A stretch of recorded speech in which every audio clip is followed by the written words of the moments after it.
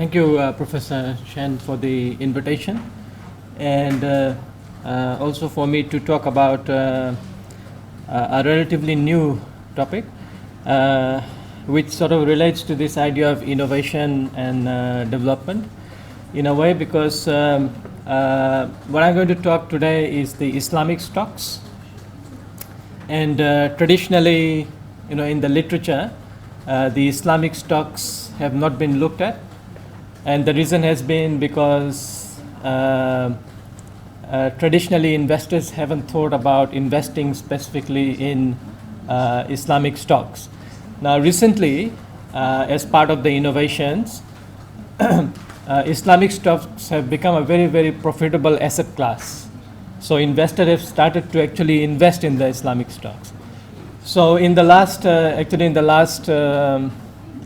2 years, a lot of research has started to happen in Islamic stocks, which is reflected in the special issues of the Journal of Economic Behavior and Organization. I think they're going to publish that special issue this year, but they had a special issue conference last year on Islamic stocks. And also Pacific Basin Finance Journal. Last year they had a special issue on Islamic stocks. And this year again in the Malaysian Finance Association meetings, they're having another special issue. So our paper was invited by the editor of the Pacific Basin Finance Journal to write something from a profitability point of view. So this is purely, I'm a financial economist, so this is purely a finance paper. So I have kept it very, very non-technical, and there's a lot of things we do in this one. But given the time constraints, I just highlight the main things we do and the main findings, right? Okay. Okay, so the aim of this paper is to see, are Islamic stocks profitable? And is this profitability credit quality dependent? So we look at the particular aspect of credit quality. So high default, low default stocks, right? Stocks which are more risky, less risky in terms of defaulting. And what determines profit? So these are the two issues that the literature hasn't looked at. Sorry. Now, the question is why Islamic stocks? I mean, I gave a bit of background in terms of the importance of Islamic stocks now, but also the Islamic stocks are very different from conventional stocks. The conventional stocks are the stocks that we always see in the news and we talk about, right? The S&P 500, the Nasdaq, and so on. The key difference with Islamic stocks is the Sharia principle compliant. So a lot of the stocks would not be listed under the Islamic stocks, which relate to, for example, business activities treated as inappropriate for Islamic investments like defense, brewing, food products, recreational products, tobacco, food, retail, broadcast, entertainment, gambling, hotels. You see, the major ones in which we invest as conventional investors are not included as part of the Islamic stocks. So there's a big difference between conventional and Islamic stocks. Okay, so the question is, why do we focus on Asia Pacific stocks? Well, the first reason is because it's a sort of an invited paper by Pacific Basin Finance Journal. So we wanted to focus on the Asia Pacific region for that particular reason. And the other is the Asia Pacific market actually is a big player in the global market. So when we looked at some of the statistics, if you look at the market capitalization, in 2012, the Asia Pacific market made almost 1/4 of the global market. So very significant contributor. Listed firms is about 16,000 to 19,000 in 2012. And the stock market return, this is the conventional market return, in 2012 was over 12%. So fairly profitable market as well for investors. Okay, as I said, there's very limited studies on Islamic stocks, particularly looking at the quality of stocks, right? So essentially, if you are an investor and I convince you to invest in Islamic stocks, the next question you'll ask me is which stocks exactly, right? Because there are thousands of stocks, so which one should you buy, right? So we look at the quality aspect of that. The firms, the stocks which are likely to default more and default less, right? In terms of the existing evidence, these studies are all US based, so these are all Journal of Finance papers, review of financial studies. So they look at not Islamic stocks, but conventional stocks, right? And they look at it from a credit quality point of view also. So they measure credit quality differently. For example, they look at distressed stocks, stocks that are under price pressure, extremely volatile stocks. So there's a lot of differences still. Now, what they find here is that there is a clear tendency for a positive relationship between returns and credit risk premium. So essentially what it means, the more risk you take, the more return you're going to get, which is consistent with the theory. Right? In other words, it means if you're going to buy stocks that are likely to default more, you're going to make more profits. Right? So that's the US evidence from conventional stocks. Okay, so what is new in this? Well, the first thing is there's no data set on Islamic stocks. So we create this new data set on Islamic stocks. So we look at stock by stock, time series data. We go back to 1980 and all the way from January 1980, it's a monthly data set. January 1980 to 2014 December. We pick out all those stocks which have credit quality ratings, and we find 142 stocks of the Asia Pacific. And there's another 46 stocks we have which has got some data on outstanding CDS. This is the credit default spread. And we use that data to actually construct a time series of credit quality. So this, when we put everything together, this gives us a data set of 188 Islamic stocks with credit quality information. Again, this data starts from 1980 January, so very historical data. And all the way to December 2014. We then rank these stocks from high credit quality to low credit quality, and essentially then divide them into three portfolios, right?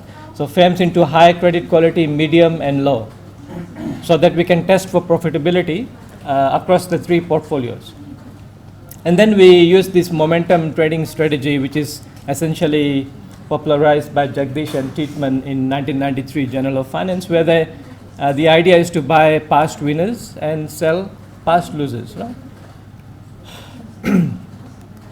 Okay, so in terms of what is new that we find, well, what we find is that the low credit quality portfolio earns the highest profit.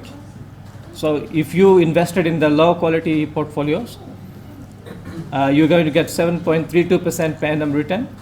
The medium portfolio is going to get you 5.76. The high credit portfolio is going to give you the least profit. So this is again consistent with the theory, matches with the US evidence, but as we'll see that these profits are much higher than what the conventional stock evidence shows. So essentially the take here is that Islamic stocks are profitable. And if you really wanted to invest in Islamic stocks, choose the low credit quality stocks, right? Because that's what is going to maximize your profits. So that's the key finding. Okay, so then one of the other things is then we are interested in what is determining this profit. Why this profit? What is the cause of this profit? Is it because of the market risk? Right? So the pharma and French factors that they have. Is it due to the risk factor?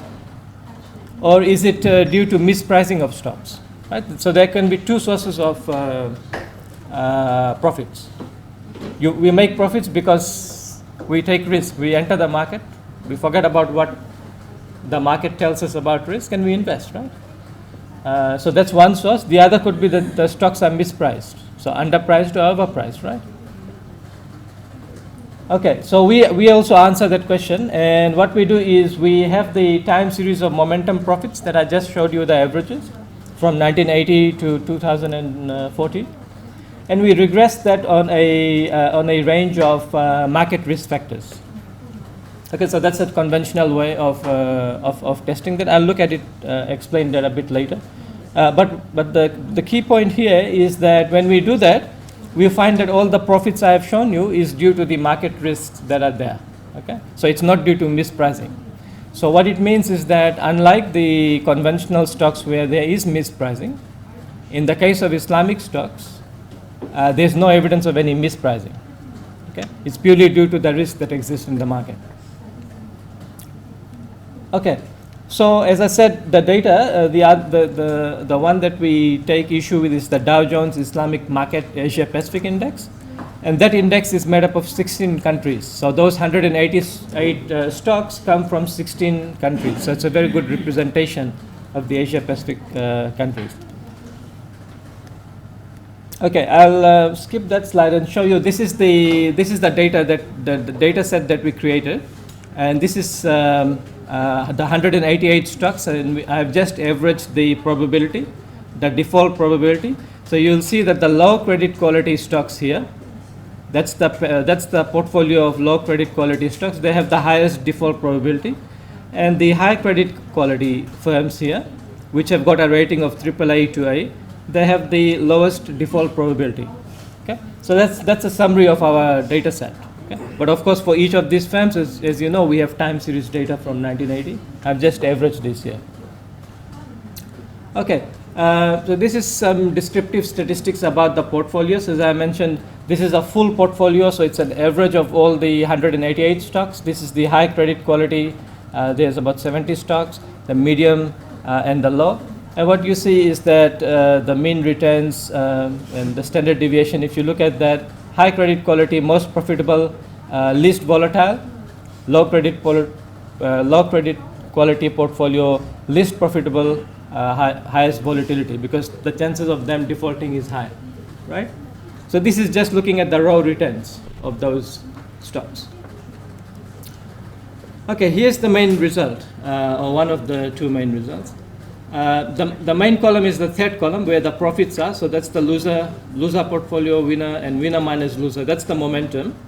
This is all the 188 stocks here. So if you were to invest randomly and you had no information about our results, you will just go in the Islamic stocks and randomly invest. The chances are you're going to make a monthly profit of 0.36%, which is roughly about 4% per year, I think. And that's your standard deviation, right? Okay, and so the third column is the focus here. This is the high credit quality stocks. So the chances are they're going to, the less chance they're going to default. The return is 0.22% per month. Look at the low credit quality, 0.61% per month. So this is the portfolio of stocks which are likely to default more. Right, so the more risk you take, you make 3 times more profit compared to the high credit quality. Okay. Right. So here's the time series. Then what we do is, so these profits here, these are the time series averages. Okay. So we got the time series profits from 1980 to 2014. So essentially, I want to know what is the determinants of these profits here, the average. So I run the time series regression of that, 3 regressions, actually 4 regressions, the 3 credit quality portfolios, and one is the full sample of stock portfolio. So that's the full, medium, low, and so on. So what you see, that's the excess return. So that's the profit that I've just showed you, the average of the profits, but this is over time, minus the risk-free rate. And on the right-hand side, you have the traditional risk factors. So that's the excess market returns. You have the small minus, SMB is the small minus big firms. It's small minus big firms returns, and HML is the high minus low book to market firm returns, right? So these are the traditional determinants of profits or returns in the asset pricing literature. So I run those regressions. Of course, we compute these risk factors using the Farmer-French methods. And the idea is that if this alpha turns out to be statistically insignificant, that means all the profits we have seen is explained by the market risk factors. Whereas if this alpha is statistically significant, then that means that these risk factors, market risk factors, do not fully explain all the profits. So here's the alpha. You see that the t statistic is in bracket. So none of the alphas are statistically significant. So what it means is that the profits that we have observed are all explained by the market risk factors. So there's no mispricing. Okay, so this evidence is contrary to what we know from the conventional literature on the US stocks. Okay. All right, so the summary of the findings, we constructed a data set of Islamic stocks and credit quality for 188 Asia Pacific stocks. We find that they are all profitable, but profits increase as you invest more in the low credit quality stocks. And profits are not due to any mispricing, they are due to risk taking. That's where.